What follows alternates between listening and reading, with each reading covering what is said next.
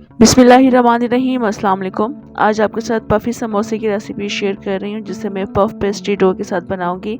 Puff pastry dough बनाने में वैसे काफ़ी टाइम लग जाता है, उसका एक प्रोसेस होता है, मगर आज जो रेसिपी मैं आपके साथ शेयर कर रही हूँ, चंद मिनटों में ये डो बनकर तैयार होगी और ख़स्ता और मज़ेदार समोसे बनकर तैयार होते हैं।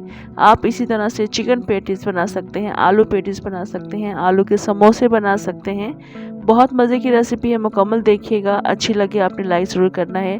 तो चलें मज़ेदार से समोसे बनाना शुरू करते हैं। इस रेसिपी को बनाने के लिए मैं 2 कप मैदे का इस्तेमाल कर रही हूँ। मैदे को हम छान लेंगे।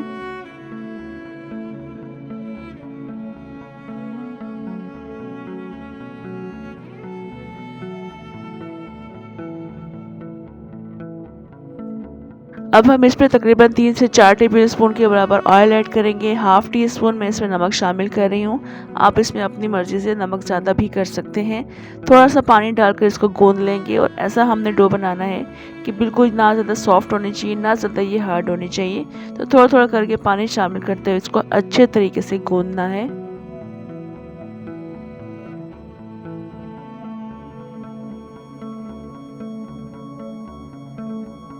डो को इस वक्त मैंने गूंद लिया है। इसको रेस्ट देना बहुत ज़रूरी है। मैं तकरीबन आधे घंटे का इसको रेस्ट दूंगी। जब तक इसको रेस्ट मिलता है तब तक हम इसके लिए स्लरी बनाकर तैयार कर लेंगे। घी इसमें ऐड करेंगे तकरीबन हाफ कप के बराबर।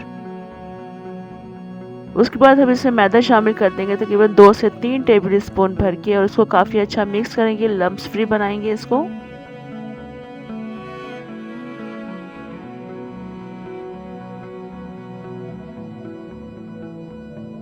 इस वक्त आप देख सकते हैं बिल्कुल रेडी हो चुका है। इसको रख देंगे एक साइड पर। तब तक हम इसके लिए आलू की फिलिंग बनाकर तैयार करेंगे, जिसके लिए पैन में तकरीबन 3 से 4 टेबल स्पून के बराबर ऑयल ऐड करेंगे।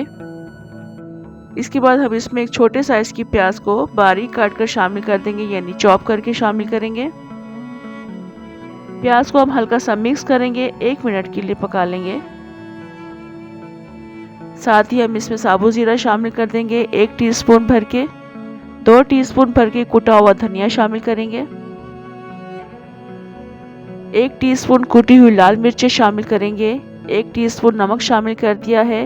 1 टीस्पून कसूरी मेथी शामिल करेंगे। थोड़ा सा हमने चॉप किया हुआ हरा धनिया शामिल करना है। थोड़ी सी इसमें हरी मिर्चें शामिल करेंगे। चंद सेकंड्स के लिए इसको बस मिक्स करना है। जब तक ये मिक्स नहीं होता तब तक बस इसे कुक करेंगे। इस वक्त आप देख सकते हैं काफ़ी अच्छा मिक्स हो चुका है। हल्की आंच पर हमने इसे कुक कर लिया है। अब हम इसमें आलू शामिल करेंगे। आलू की मिकदार अपनी मर्ज़ी से कम ज़्यादा कर लीजिएगा, मगर इसको अपने हाथ से मैश करके शामिल करना है। समोसे आप बना रहे हैं, रोल बना रहे हैं, तो उसके लिए आपको आलू को हाथ से मैश करके शामिल करना है। इस वक्त नीचे मैंने चूल्हा जलाकर रखा हुआ है, अभी मैंने फ्लेम ऑफ नहीं किया है। तो बस इसको मिक्स करेंगे, अच्छा सा मिक्स हो जाएगा, उसके बाद हम चूल्हा बंद कर देंगे। यहाँ इस वक्त डो को भी आधे घंटे का रेस्ट मिल चुका है। डो काफ़ी अच्छी स्टेबल हो चुकी है। अब हमने काउंटर क्लीन करना है। क्लीन करने के बाद हम थोड़ा सा मैदा उसके ऊपर डस्ट करेंगे और इस डो के हमने पोर्शंस निकालने हैं।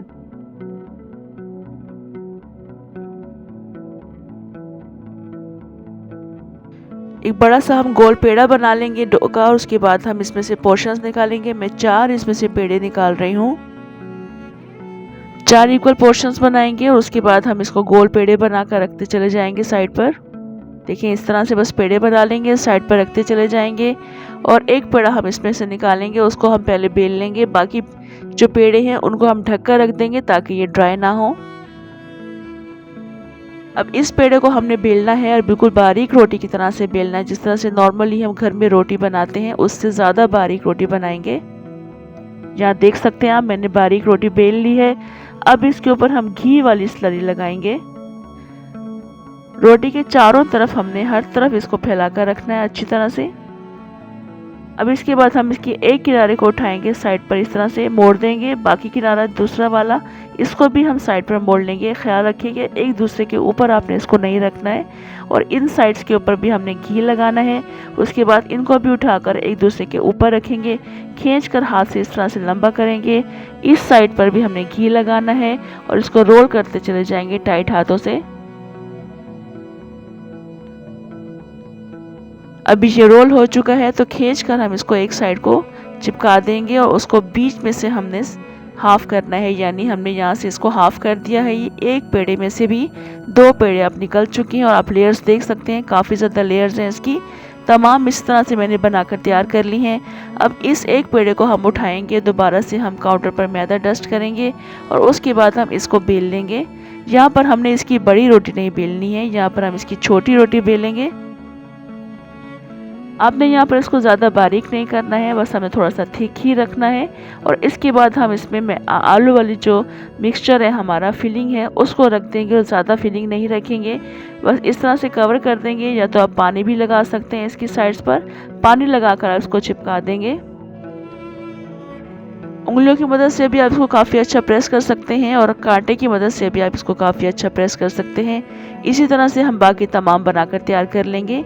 ये आप देख सकते हैं माशाल्लाह काफ़ी प्यारा समोसा बन चुके हैं। बाकी भी इस तरह से बना लेंगे। तमाम समोसे मैंने बनाकर तैयार कर लिया है। बहुत खूबसूरत मज़ेदार से ये समोसे बन चुके हैं।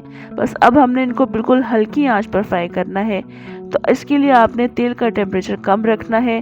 जितना ज़्यादा ये हल्की आंच पर पकेंगे, इनकी लेयर्स उतनी ज़्यादा खुलती हैं। तो हल्की आंच पर इनको पका लेंगे और इनकी एक साइड जैसे ये पकना शुरू होगी, इसको साइड को टर्न करेंगे।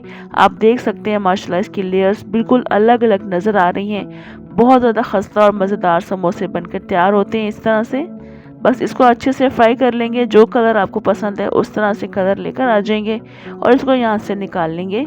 बाकी समोसे भी हम इसी तरह से बनाकर तैयार कर लेंगे।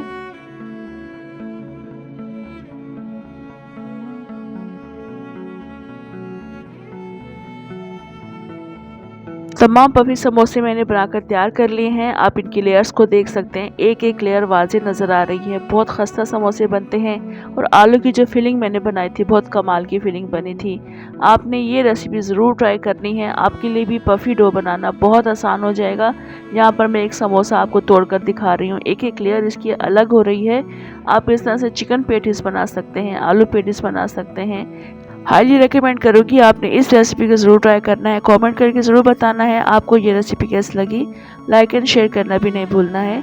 मुझे दें इजाज़त, इंशाल्लाह दोबारा आऊँगी अच्छी सी मज़ेदार सी रेसिपी के साथ। अल्लाह हाफिज़।